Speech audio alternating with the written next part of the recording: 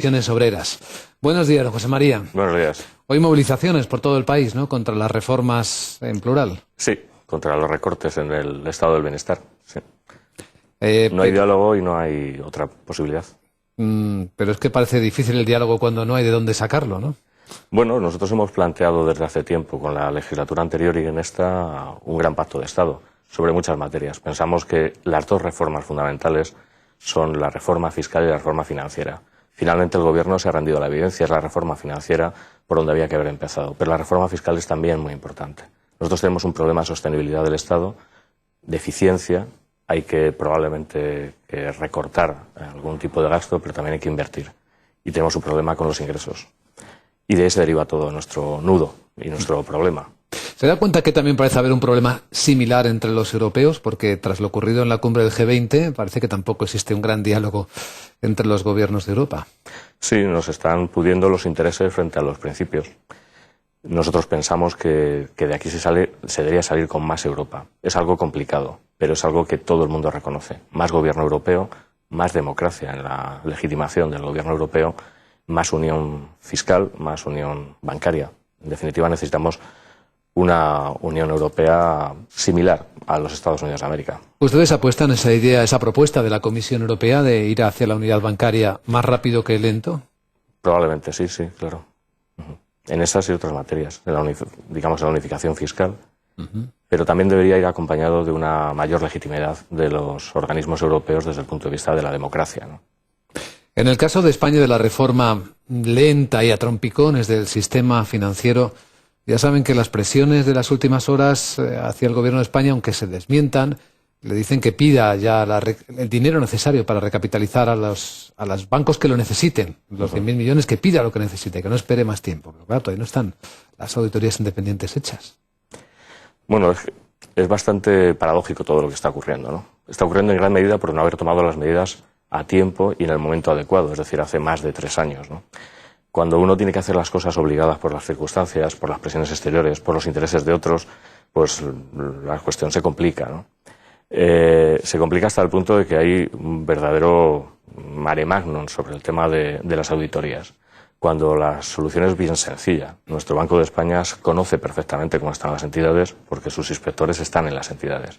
Entonces ahora lo paradójico es que tengamos que depender de auditorías independientes de 4 o 5 auditoras, en gran medida, algunas de las que han revisado las cuentas y han pasado por alto pues agujeros o no en las cuentas de nuestros bancos o nuestras cajas, y además estemos pendientes de 2 auditorías independientes que bueno, pues no se sabe muy bien cuándo van a ofrecer sus datos y cuál va a ser esa fiabilidad de los datos, porque en 15 días no se evalúa un balance ni una cartera de créditos en su conjunto. Bueno, mañana dice que van a publicar la primera parte. Sí, eso parece.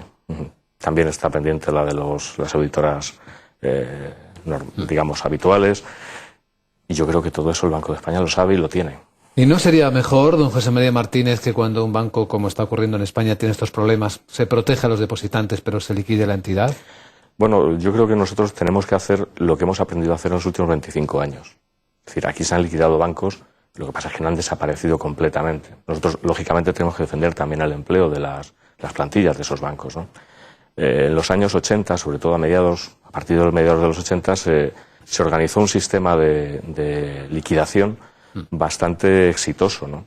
En gran medida es lo que hay que hacer ahora. Es decir, en su día fue el Fondo de Garantía de Depósitos, ahora es el FROB con, digamos, financiación externa, también apoyos de la Unión Europea. Pero en definitiva lo que hay que hacer es, los bancos que son inviables terminan por desaparecer, los gestores que han sido los causantes de esta situación, pues como mínimo son relegados, digo como mínimo, y finalmente se han protegido los derechos de los impositores y también los de las plantillas, porque la reestructuración bancaria se ha hecho con un consenso también social que es el que reclamamos, ¿no? No ayuda nada las declaraciones sobre las liquidaciones, porque en definitiva, ¿qué ocurrió con los bancos de FOMASA? Se liquidaron. Otra cosa es que no se liquidaran cerrándolos, sin más. Y llevó su tiempo, el Fondo de Garantía de Depósitos lo reestructuró, lo subastó, se asignaron. Bueno, es lo que aprendimos a hacer hace 25 años y es lo que nos hemos resistido a aplicar en esta ocasión, y al final lo tenemos que hacer de una manera forzada y probablemente más tensa, desde el punto de vista de la economía general, con bastante más incertidumbre y más problemas, y desde el punto de vista laboral con bastante más riesgo a los puestos de trabajo, ¿no? Ahora sabrá usted bien, don José María Martínez, que hay un auténtico clamor social exigiendo responsabilidad por las decisiones erróneas que nos pueden haber llevado hasta aquí en el sistema financiero. Bueno, he visto incluso que su sindicato, en un artículo remitido a los medios de comunicación, también asumía su parte de responsabilidad, puesto que ha participado en los órganos de administración de Bankia, un caso concreto. Sí, prácticamente todas las cajas de ahorros. ¿Hasta dónde debe llegar esa responsabilidad? Es decir, comisión de investigación, ¿hasta dónde? ¿Qué hay que hacer? Por ejemplo, en Estados Unidos se hizo una comisión de investigación, Congreso-Senado. Fundamentalmente, no solo por presión fiscal, o sea, presión social, ¿no?, de una especie de catarsis, sino fundamentalmente para saber cuáles son las causas y las consecuencias, qué es lo que funcionó, qué es lo que no funcionó y poner remedio aunque sea a futuro. También se determinaron responsabilidades, ¿no?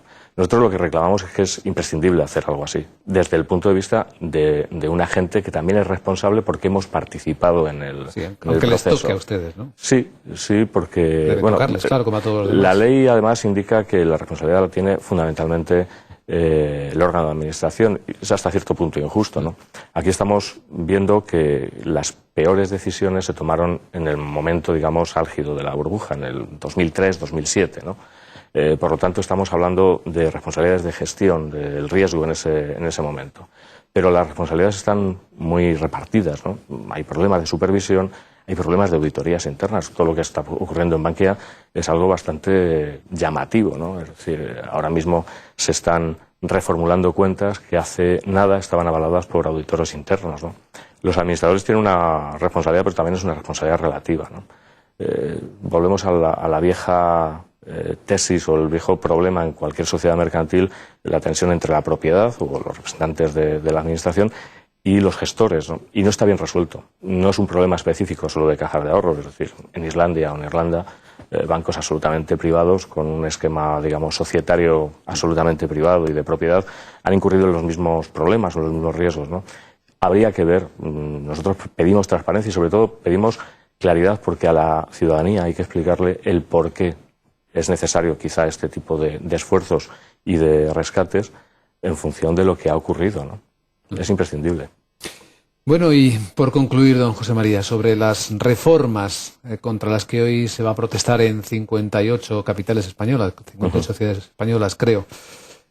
¿La reforma laboral va a ser uno de los objetivos de la protesta? Hay todavía expertos diciendo que habría que profundizar más en ella y organizaciones internacionales. Se puede seguir ahogando o digamos, culpabilizando a una parte de la población asalariada para digamos, salir de esta crisis, pero pensamos que ese no es el método. Yo creo que la reforma laboral lo que ha producido a corto plazo es tan procíclica la pérdida de empleo que nos ha colocado en una pérdida de empleo muchísimo mayor.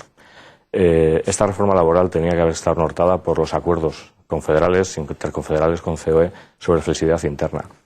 En las empresas en crisis, en las empresas donde la representación está organizada, se está aplicando no la reforma laboral, sino el acuerdo interconfederal, es decir, las medidas de flexibilidad interna, sin ir más lejos, en el sistema financiero, por ejemplo, ¿no? Venimos aplicando esa política desde que se detonó la crisis. No es la reforma laboral el principal elemento que nos va a ayudar a salir de esta crisis. Es más, yo creo que está propiciando una caída de rentas, fundamentalmente salariales, pérdida de empleo, que va a agudizar la crisis y la tensión. Y cuando no hay diálogo, porque no hay mesas donde, digamos, contraponer posiciones, porque no hay mesas abiertas, la única salida es la de la tensión en la calle, ¿no?